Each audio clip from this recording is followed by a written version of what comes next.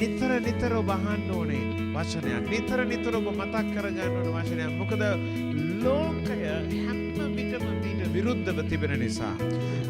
ලෝකයේ ආර්ථිකය හැම විටම මීට විරුද්ධව තිබෙන නිසා ඔබ ආශ්‍රය කරන අය, ඔබ වඩා කැරකෙන අය නිතරම මීට විරුද්ධව කතා කරන නිසා දෙවියන් වහන්සේ කියනවා මම යහපත් වූ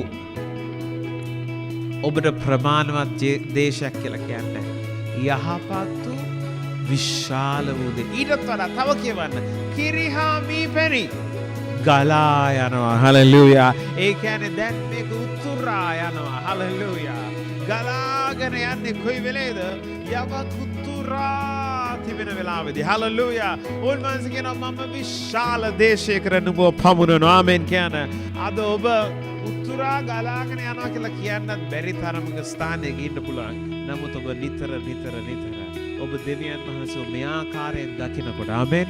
උන්වහන්සේ අර ලෝභ තාත්තා කෙනෙක් නොවේ. හලෙලූයා.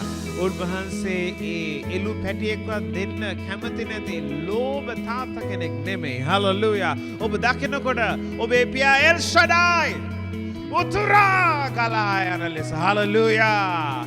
එල් ෂඩායි දෙවියන් වහන්සේ ලෙස ඔබ දකිනකොට හලෙලූයා. උන්වහන්සේ කියනවා මම ගලා යනවා. උතුරා ගලා යන දේශයකට නුඹව පමුණවන්නේ මේ ප්‍රියාදර සෙනෙවන්තය. දෙවියන් වහන්සේ මේ ජීවිතේ මෙතෙක් දුර උන්වහන්සේ බෝධය කර තිබෙන්න පුළුවන්. නමුත් මං කියනවා අදින් පස්සේ ඔබ උතුරා යන ආශිර්වාදේ දකින්න යනවා. ඔබ උතුරා යන ආශිර්වාදේ දකින්න යනවා. ඔබේ සුවය උතුරා ගලනවා. ඔබේ ආර්ථිකය උතුරා ගලනවා. ඔබේ සමාදානය උතුරා ගලනවා. ඔබේ ප්‍රීතිය උතුරා ගලනවා. රේඛාසට බාරියන්ද ඔව් සමරණත් තුළ සන්නාදයන් දෙමින් හලෙලූයා. උතුරා යනවා. හලෙලූයා. කියන මගේ කුසලාන උතුරා යනවා. මගේ කුසලාන උතුරා යනවා. ඔබ අලුත් ඍතුවකට පැමිණෙනවා. ඔබට ඕනෑ තරම් තියෙන ඍතුවක්. හලෙලූයා. ඕනෑ තරම් තිබෙන ඍතුවක්. හලෙලූයා. ඔබ තවත් ඒ හිඟකම කියන දේශේ නෙමෙයි ඉන්නේ. ඔබ තවත් ඇති කියන දේශේ නෙමෙයි ඉන්නේ. ඒ කියන්නේ ප්‍රමාණවත් තරම් තියෙන දේශේ නෙමෙයි ඔබ ඉන්නේ. ඔබ more than enough. හලෙලූයා. ඕනෑමටත් වඩා තිබෙන දේශේ ඇතුල් වෙනවා. හලෙලූයා.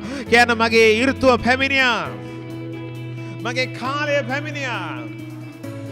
හැම විටම උතුරා යනවා. හලෙලූයා. මනුෂ්‍යයන් ඔබ වෙතට එනකොට ඔබට දෙන්න තිබෙනවා. හලෙලූයා. ආමේන්. හිඟකම ඉන්න මනුෂ්‍යයන් ඔබට දෙන්න තිබෙනවා. හලෙලූයා.